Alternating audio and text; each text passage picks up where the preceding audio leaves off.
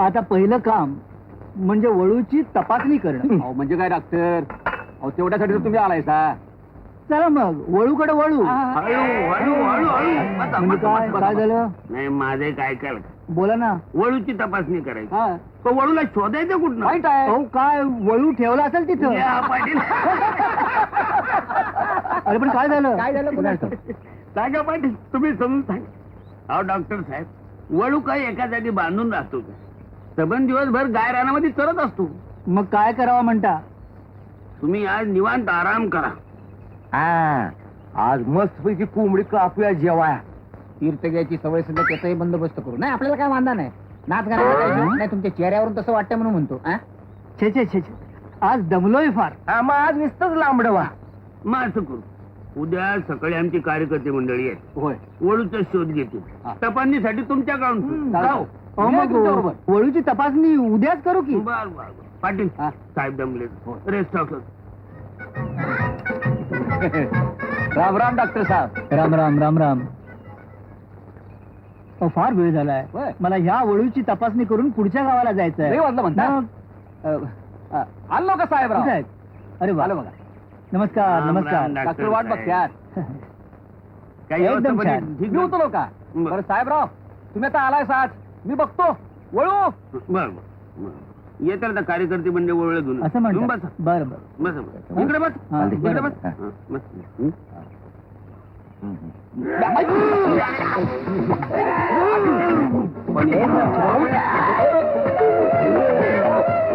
काय काय काय झालं काय म्हणायचं? वकून वकून बेशुद्ध पडली ती दोघं बी. काय सांगायचं साहेबराव? सगळ्याची अवस्था सगळ्याची अवस्था हीच झाली. बरोबर. काय खाण्यापिण्याचं काय आलं काय म्हणा? अरे नाम्यात तो काय दोघं जण वळू धरायला गेले. हाव, त्याच एवढी घाण वास मारत होती की एक पाऊल बी मोरे टाकवत नव्हतं. असं बघा असं. साहेबराव, हे नाम्यान तो काय दोघ जण म्हणाले तुम्ही इथंच थांबा, आम्ही आज जाऊन बघून येतो. आणि परत आले ते वक्कतच आले. कशानं? आपल्या गावचा वळू मळून पडला होता हं?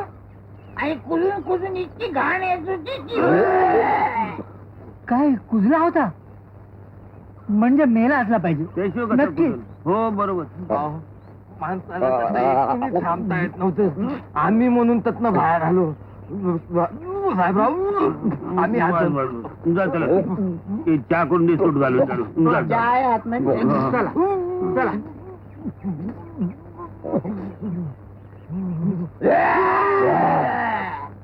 कुजलाय ते अर्थी वळू मरून 4-5 दिवस तरी झाले असतील बघा. आता आम्हाला काय माहित? मला असं वाटतं तुम्ही स्वतः बघा आणि खात्री करून घ्या. अहो, मी कसली खात्री करून घेऊ? आता मेलेल्या वळूला बघून मी काय करू? आता तुमचे एवढे साक्षीदार असताना आणखी परत मी तिथे जाऊन मला अवकायची काय गरज हो? ते तुमचं तुम्ही बघून घ्या. वळू दाखवायची जबाबदारी आमची. हो. अहो साहेबराव, तुमचा शब्द आम्ही कसा खोटा मानायचा? आमच्या गाय रानात इखारी जनावर फारच एखादं चावलं असं दुसरं काय. साहेबराव, तुम्ही म्हणतात तेच खरं असणार बघा. हो. रिपोर्ट लवकर तयार करून मला निघायला हवं. हो नुका, नुका. चला. अगदी अगदी आंघोळ झाली म्हणायची राव. चला चला. गावकरी बंधूनो आणि भगिनीनो, सगळ्या माय बहिणी विरुद्ध पार्टीच्या सभेला गेले. इथं नुसतीच बापी मंडळी आहेत. शांत व्हा. हा. तर बघा, लोकशाही ही आपली आई आहे. ज्यांना कुणाला या सभेमध्ये शांतपणे ऐकून घ्यायचं नसेल त्यांनी चालतं. चला. आमच्या प्रगती संघटना या पक्षामध्ये कुणीही बाई नाहीये. आमचा मर्दाचा पक्ष आहे आणि आपलं गाव बी मर्दाच आहे. तेव्हा तुम्ही जर खरे खुरे मर्दा असाल तर ना मर्दावानी माझ्या पोराला म्हणजे निवृत्तीला आणि त्याच्या पार्टीच्या मेंबर्सनी मत देऊ नकासा. आज पातूर एका संघटना पोटच्या पोराप्रमाणे गावचा सांभाळ करील. बाई खाली बसा खाली बसा. माझं भाषण संपलं नाही. अहो एकीकाने करत असते भाषण.